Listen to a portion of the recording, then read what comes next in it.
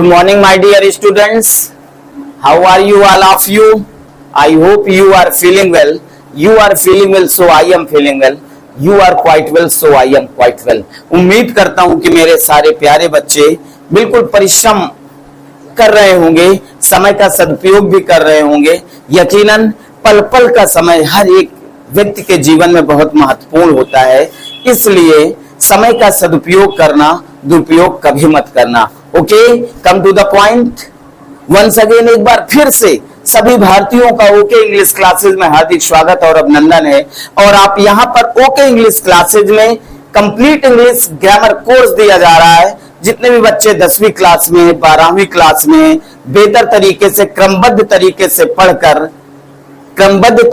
पढ़कर अपनी English grammar perfect कर सकते हैं और यूपी बोर्ड एग्जाम में 95 प्लस मार्क्स गेन कर सकते हैं। लेकिन उसके लिए आपको क्रमबद्ध तरीके से पढ़ना होगा, नियमित पढ़ना होगा, हर रोज रिवाइज करना होगा। अगर ऐसे आदतें आप अपनाते हैं तो वो दिन दूर नहीं होगा जब इंग्लिश ग्रामर में या इंग्लिश में आपके बेहतर मार्क्स आने वाले हैं। Okay, come to the point पे आते हैं। आज आपका टॉपिक है, आज आपका जो कंटेंट है वो है द सीक्वेंस ऑफ टेंसेस। बहुत ही अद्भुत है और बहुत ही बेहतर कंटेंट है जो कि हर एक स्टूडेंट को आना चाहिए। अगर द सीक्वेंस ऑफ टेंसेस आपको नहीं आ रहा तो इनफैक्ट इसका मतलब आपको अंग्रेजी में कुछ भी नहीं आ रहा। तो आज आप पढ़ने वाले हैं या आप पढ़ने वाले हैं द सीक्वेंस ऑफ टेंसेस। क्या पढ़ेंगे आप? The sequence of tenses. लेकिन पढ़ाऊंगा तभी जब आप बिल्कुल एकाग्र होकर पढ़ने के लिए कहेंगे और एकाग्र होकर पढ़ेंगे। तो क्या आप बिल्कुल तैयार हैं? क्या आप बिल्कुल एकाग्र हैं? बेटा, पढ़ना भी दो प्रकार का होता है। एक पढ़ना तो सारे तो पढ़ रहे हैं, लेकिन एक मन से पढ़ना। जब कोई कार्य मन से करोगे, लगन से करोगे तो यकीनन उसमें निपुणता प्राप्त होती है, कुशलता प्राप्त होती है। यदि आपने आधे अधूरे मन से कोई कार्य किया तो यकीनन वो आधा अधूरा ही पूरा होता है। और यहाँ पे आप पढ़ाई कर रहे हैं तो आपके अंदर आपकी कुछ आकांक्षाएं होंगी, आपके अपने कुछ सपने होंगे जिनको पूरा करने के लिए आप तत्पर हैं, आप एक्टिव हैं। यदि उन सपनों को पाना है, यदि उन सपनों को प्राप्त करना है तो यकीनन आपको मन से ही काम करना होगा, चाहे किसी भी क्षेत्र में हो। जब तक किसी क्षेत्र में मन से कार्य नहीं करेंगे उस क्षेत्र में कभी सफलता प्राप्त नहीं हो सकती। तो मैं उम्मीद करता हूं कि मेरे सारे बोल्ड स्टूडेंट्स, जो भी आपका विजन है, जो भी आपका ड्रीम है, जो भी आपका सपना है वो पूरा होने वाला है। लेकिन पूरा होने के लिए पहले परिश्रम करना होगा, तब पूरा होगा। Thank you so much. Once again come to the point. आज पढ़ेंगे आप द सीक्वेंस ऑफ टेंसेस, जिसको हिंदी में कहते हैं कालानुक्रम। क्या बोलते हैं? कालानुक्रम। देखिए, the sequence SEQUENC of tenses, जिसको हिंदी में कालानुक्रम कहते हैं। क्या कहते हैं? कालानुक्रम। इनफैक्ट सीक्वेंस का तात्पर्य तो मतलब क्रम होता है। सीक्वेंस मीन क्या होता है? क्रम होता है। अब कालानुक्रम के सेंटेंस बनाने के लिए सबसे पहले आपको एक एग्जाम्पल समझना होगा, एक उदाहरण समझना होगा, तब आप इसका अनुवाद या ट्रांसलेशन कर पाएंगे। तो जैसे एक सेंटेंस दिया गया कि मैं जानता हूं कि वह एक डॉक्टर है। ठीक है, मैं जानता हूं कि वह एक डॉक्टर है। इसमें दो वाक्य दिए हैं, एक वाक्य प्रिंसिपल क्लॉज है और एक वाक्य सबऑर्डिनेट क्लॉज है। तो सबसे पहले जानना है कि इस वाक्य में प्रिंसिपल क्लॉज कौन सा है और सबऑर्डिनेट क्लॉज कौन सा है। तो देखिए, मैं जानता हूं ये आपका प्रिंसिपल क्लॉज है। प्रिंसिपल क्लॉज को बेटा मुख्य उपवाक्य कहते हैं, प्रधान उपवाक्य कहते हैं। प्रिंसिपल मींस मुख्य होता है या नहीं होता, प्रधान होता है या नहीं होता, क्लॉज मींस उपवाक्य, मुख्य उपवाक्य। तो मैं जानता हूं ये आपका प्रिंसिपल क्लॉज है और कि वह एक डॉक्टर है ये आपका सबऑर्डिनेट क्लॉज है, जिसको हिंदी में आश्रित उपवाक्य कहते हैं। क्या कहते हैं? आश्रित उपवाक्य कहते हैं।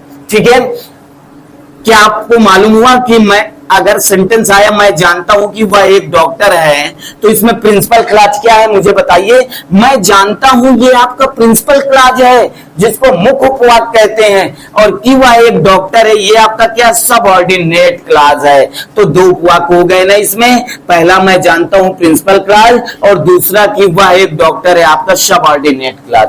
ओके, अब आपको देखना है कि कैसे ऐसे वाक्यों का हम अनुवाद करते हैं है ना, कुछ रूल्स है जिसके अंतर्गत आपको ट्रांसलेशन करना है। जैसे देखिए रूल वन क्या, अब आप जान गए ना प्रिंसिपल क्लॉज और सबऑर्डिनेट क्लॉज, ये आपने जान लिया ना, ठीक है। अब समझिए कैसे।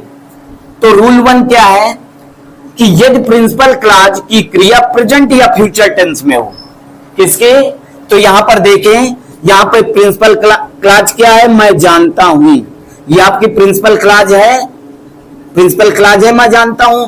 तो नियम क्या बताएगी बेटा बहुत ही आसान है, यही समझ लेना है। यदि प्रिंसिपल क्लॉज, हमने देखा एक वाक्य आया, मैं जानता हूं कि वह एक वकील है, इसमें देखेंगे प्रिंसिपल क्लॉज क्या है, मैं जानता हूं, ये आपका प्रिंसिपल क्लॉज है। नियम क्या बताया जा रहा है, यदि प्रिंसिपल क्लॉज प्रेजेंट या फ्यूचर में हो, मैं जानता हूं किस टेंस में है, प्रेजेंट में, या किसमें हो, फ्यूचर में हो, ठीक है। तो यदि प्रिंसिपल क्लॉज प्रेजेंट या फ्यूचर में हो तो ये क्या है कि वह एक वकील है, ये आपका सबऑर्डिनेट क्लॉज है। तो बताया गया, ध्यान दीजिएगा, यदि प्रिंसिपल क्लॉज प्रेजेंट या फ्यूचर में हो तो सबऑर्डिनेट क्लॉज की क्रिया में कोई परिवर्तन नहीं होता है। कहने का तात्पर्य कि यदि प्रिंसिपल क्लॉज प्रेजेंट या फ्यूचर में हो तो सबऑर्डिनेट क्लॉज की क्रिया में कोई परिवर्तन नहीं होता। जैसे वह एक वकील है, जिस टेंस में उसी टेंस में अनुवाद हो जाएगा, कोई परिवर्तन नहीं होगा। क्या ये बात समझ में आ गई? चलिए बनाकर देख लेते हैं, एक बार सेंटेंस अनुवाद करके देख लेते हैं क्या ऐसा ही है। चलिए, मैं जानता हूं, पहले इसका अनुवाद करेंगे, आई जानना, नो प्रेजेंट का है ना ये, आई नो, फिर की दैट। तो अनुवाद करते समय एक बार फिर से रिपीट कर रहा हूं, प्लीज ट्राई टू अंडरस्टैंड। मैं जानता हूं प्रिंसिपल क्लॉज है, अब देखेंगे किस टेंस में, अरे भैया ये तो प्रेजेंट टेंस में है। तो रिपोर्ट तो क्या बताएगा, सबऑर्डिनेट क्लॉज की क्रिया में कोई परिवर्तन नहीं होता। इसका तात्पर्य यह है कि जिस टेंस में ये है उसी टेंस में अनुवाद हो जाएगा। ओके, तो आई नो दैट, मैं जानता हूं कि वह एक वकील है, he is a lawyer, lawyer means वकील, यह अनुवाद हो गया। क्या बात समझ में आ गई? क्या बात समझ में आ गई? I know that he is a liar, क्या ये बात समझ में आ गई? तो बेटा एक बार फिर से मैं रिपीट कर रहा हूं, कहीं पे भी डाउट नहीं रहना है, डाउट में नहीं रहना है, बिल्कुल क्लियर करके चलना है। अनुवाद करते समय देखेंगे प्रिंसिपल क्लॉज क्या है, मैं जानता हूं। अब नियम क्या आप देखेंगे, प्रिंसिपल क्लॉज किस टेंस में है, मैं जानता हूं, अरे भैया ये तो प्रेजेंट में है। तो नियम है, यदि प्रिंसिपल क्लॉज प्रेजेंट या फ्यूचर में हो तो सबऑर्डिनेट क्लॉज की क्रिया में कोई परिवर्तन नहीं होता। कहने का तात्पर्य जिस टेंस में उसी टेंस में अनुवाद हम कर देंगे या हो जाएगा। क्लियर? आपका सेंटेंस सही। आई नो, मैं जानता हूं दैट कि ही इज अ लायर। क्या ये बात समझ में आ गई? क्या ये बात समझ में आ गई? अब रूल 2 देखिएगा आप।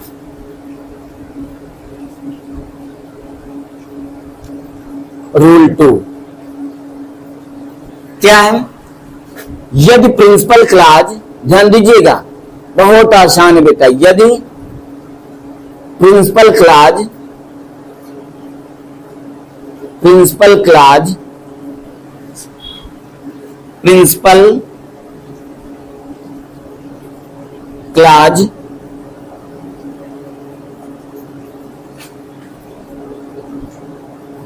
की क्रिया पास्ट टेंस में हो, किसमें हो, पास्ट टेंस में हो। रूल 2 क्या है, यदि प्रिंसिपल क्लॉज की क्रिया पास्ट टेंस में हो तो सबऑर्डिनेट क्लॉज की क्रिया भी, तो सबऑर्डिनेट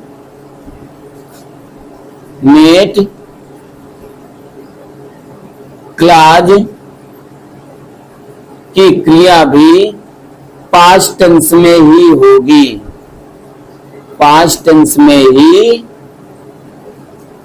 होगी या होगा। क्या नियम बताया गया, क्या याद रखना है?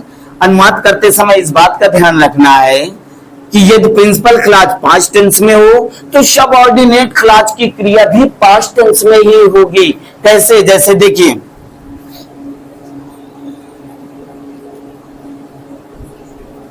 जैसे कहा जाए कि उसने कहा कि उसने कहा कि उसने कहा कि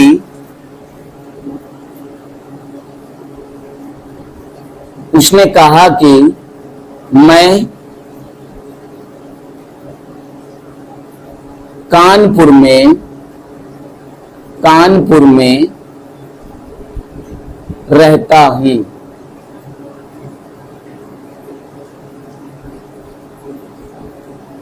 ये हो गया, उसने कहा कि मैं कानपुर में रहता हूं। तो सबसे पहले आपको देखना है प्रिंसिपल क्लॉज क्या है, उसने कहा। सबऑर्डिनेट क्लॉज क्या है कि मैं कानपुर में रहता हूं। अब देखो प्रिंसिपल क्लॉज किस टेंस में, उसने कहा, पास्ट में है ना, तो सबऑर्डिनेट क्लॉज की क्रिया भी पास्ट में ही होगी। क्या बात समझ में आई? जैसे उसने कहा, ही said, का second form said, he said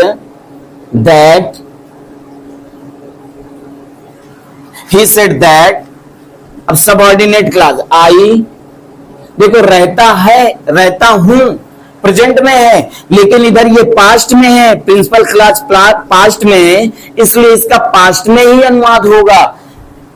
I lived, देखिए लिव आपका प्रेजेंट में हो गया और पास्ट में लिव्ड हो जाएगा। I lived in Kanpur, full stop. क्या बात समझ में आई? क्या बताया गया? उसने कहा कि मैं कानपुर में रहता हूं। फिर से एक बार समझ लीजिएगा, देखेंगे प्रिंसिपल क्लॉज क्या है। उसने कहा, प्रिंसिपल क्लॉज किस टेंस में है? अरे भैया पास्ट टेंस में है ना, पास्ट में। तो भैया याद रखो सबऑर्डिनेट क्लॉज की क्रिया भी पास्ट में ही होगी, इसलिए यहां पे लिव न लग के लिव्ड लगा हुआ है। पास्ट में हो गया कि नहीं हो गया? जब प्रिंसिपल क्लॉज पास्ट में है तो सबऑर्डिनेट क्लॉज भी पास्ट में ही होगी। क्या ये बात समझ में आ गई? तो ही सेड, उसने कहा, दैट कि आई लिव्ड इन कानपुर, कि मैं कानपुर में रहता हूं, अर्थात रहता था। क्या क्लियर हुआ? ये बात क्लियर हो गई? Very good. रूल 3 देखिए, रूल 3 देखिए।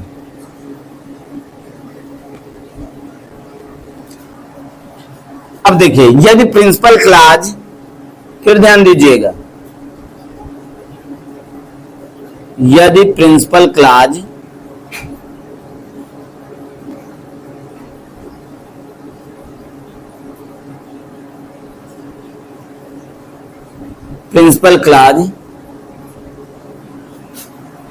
किसी भी टेंस में हो, चाहे प्रेजेंट में हो, पास्ट में हो, फ्यूचर में हो, ठीक है,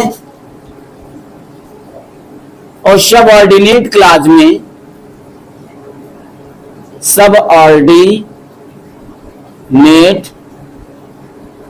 सबऑर्डिनेट क्लॉज में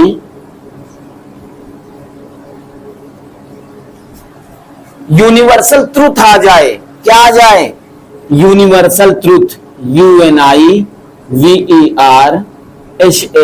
यूनिवर्सल ट्रूथ,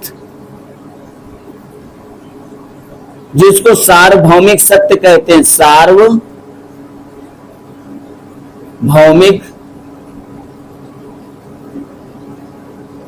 सार्वभौमिक सत्य, ठीक है। हैबिचुअल एक्शन आ जाए। क्या आ जाए? Habitual action, HABITUAL, habitual action, जिसको आदत संबंधी,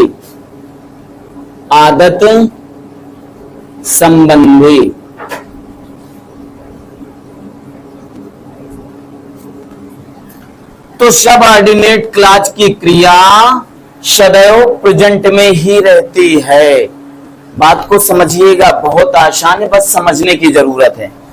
यदि प्रिंसिपल क्लॉज की क्रिया चाहे पास्ट में हो, चाहे प्रेजेंट में हो, चाहे फ्यूचर में हो, बताया गया यदि प्रिंसिपल क्लॉज की क्रिया चाहे प्रेजेंट में हो, पास्ट में हो या फ्यूचर में हो, लेकिन सबऑर्डिनेट क्लॉज में यूनिवर्सल ट्रूथ आ जाए, सार्वभौमिक सत्य आ जाए या सर्वदा सत्य आ जाए।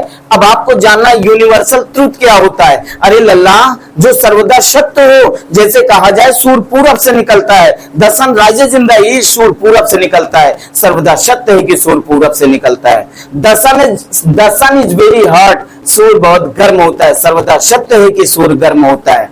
डेथ इज सर्टेन, मृत्यु निश्चित है, सर्वदा सत्य है कि मृत्यु निश्चित है। 2 and 2 make 4, 2 और 2 4 होते हैं, सर्वदा सत्य है कि 2 और 2 4 होते हैं। तो बेटा ये यूनिवर्सल ट्रुथ होता है, ठीक है।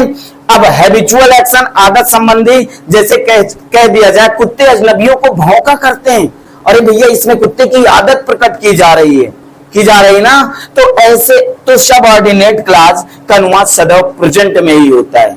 क्या बात समझ में आ गई? जैसे अच्छा चलिए इसको पास्ट में लिखे दे रहे हैं,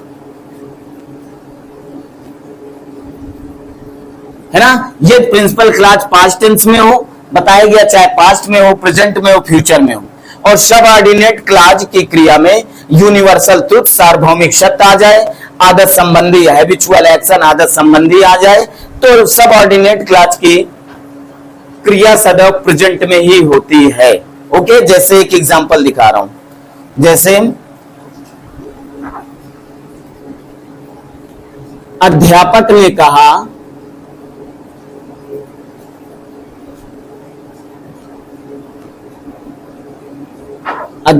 ने कहा कि सूर्य पूरब से निकलता है, सूर्य पूरब से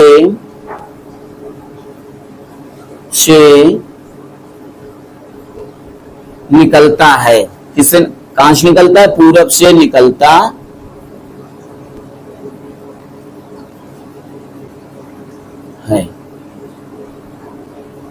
अब कैसे अनुवाद करेंगे हम?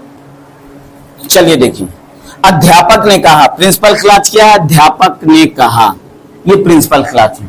सबऑर्डिनेट क्लॉज क्या है? कि सूर्य पूरब से निकलता है ना। ये प्रिंसिपल क्लॉज है और ये सबऑर्डिनेट क्लॉज है।